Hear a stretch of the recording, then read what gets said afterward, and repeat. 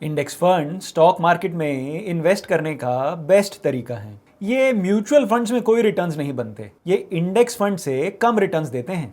Mutual fund के fund managers ज्यादा fees charge करते हैं और कम रिटर्न्स देते हैं। मैं तो इंडेक्स फंड में इन्वेस्ट करके आराम से अपने पोर्टफोलियो को भूल जाता हूँ, क्योंकि इंडेक्स फंड में मुझे शेयर बाजार जितना तो गारंटीड रिटर्न मिल ही रहा है।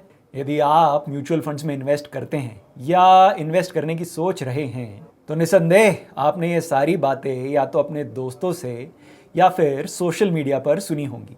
क्या सच है इंडेक्स फंड्स का?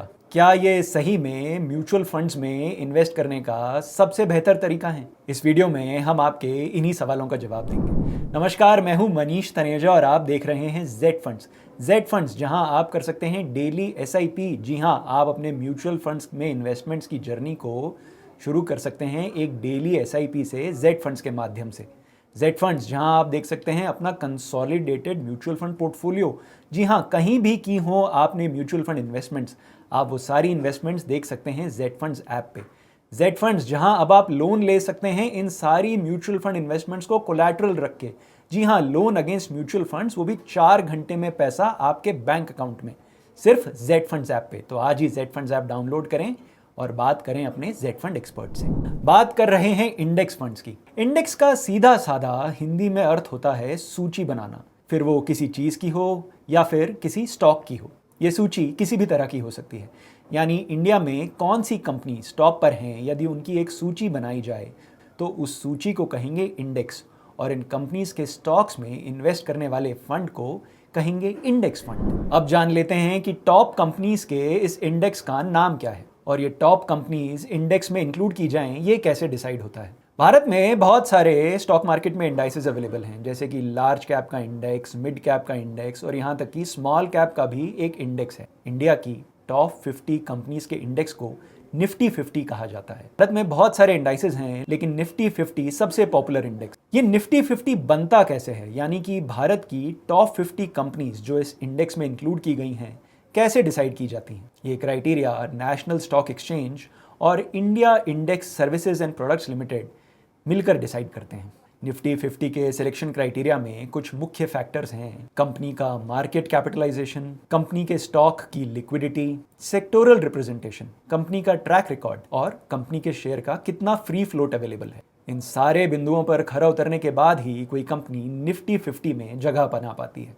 निफ्टी 50 में भारत की टॉप 50 कंपनीज के स्टॉक्स को एक अनुपात में जोड़ा जाता है, यानी इंडेक्स में उनका एक वेट होता है। एक Nifty 50 index mutual fund scheme इन्हीं 50 कंपनीज में उसी तरह से इन्वेस्ट करती है जिस तरह से ये कंपनीज निफ्टी 50 इंडेक्स में पाई जाती हैं। आप इस ग्राफिक में भारत के टॉप 5 निफ्टी इंडेक्स फंड्स की स्कीम्स और उनके AUM को देख सकते हैं। ये स्कीम्स हैं UTI Nifty 50 index, HDFC Nifty 50 index, ICICI Prudential Nifty 50 index fund, SBI Nifty 50 index fund और Nippon India Nifty 50 index fund. आप इन पांचों इंडेक्स फंड्स के पिछले 5 सालों के रिटर्न्स भी इस ग्राफिक में देख सकते हैं।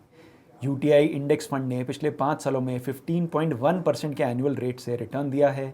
HDFC के फंड ने 14.9% के एनुअल रेट से रिटर्न दिया है। ICICI प्रूडेंशियल के इंडेक्स फंड ने 14.89% का एनुअल रिटर्न दिया है। SBI के फंड ने 14.62% का रिटर्न दिया है और निपॉन के इंडेक्स निफ्टी फंड ने 14.28% का रिटर्न दिया है।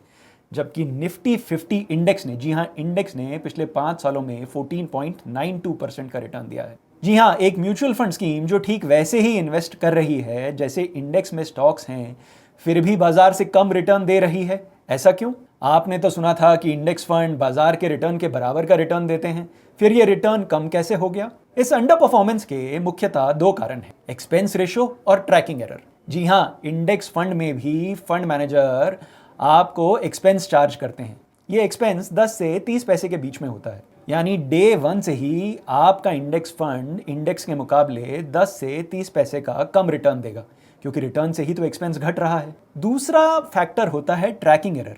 अब ये ट्रैकिंग एरर क्या होता है? म्यूचुअल फंड के ट्रैकिंग एरर को इंडेक्स फंड के ट्रैकिंग एरर को सरल भाषा में समझाने की कोशिश करता हूं। जैसा कि हमने जाना, इंडेक्स म्यूचुअल फंड एक इंडेक्स को फॉलो करता है। फॉलो करना जैसे कि आप कहीं जा रहे हैं और रास्ता भूल जाते हैं। आप सड़क पर किसी व्यक्ति से पूछते हैं कि भाई ये जगह कहाँ है, और वो व्यक्ति कहता है मैं भी वहीं जा रहा हूँ, आप मेरे पीछे पीछे आ जाओ, मुझे फॉलो करो। अगर आप किसी को फॉलो कर रहे हैं तो आप उससे थोड़ा पीछे ही रहेंगे, आगे तो नहीं जा पाएंगे। इंडेक्स इन्वेस्टिंग में ट्रैकिंग एरर इसी को कहते हैं। इंडेक्स म्यूचुअल फंड कभी भी इंडेक्स को मैच नहीं कर पाते। एक्सपेंस और ट्रैकिंग एरर के कारण इनका रिटर्न इंडेक्स से थोड़ा सा कम ही होता है। इस ग्राफिक में आप भारत के टॉप 5 इंडेक्स फंड्स के ट्रैकिंग एरर को देख सकते हैं। अब अगर इंडेक्स फंड मार्केट जितना रिटर्न नहीं दे रहे तो क्या किया जाए?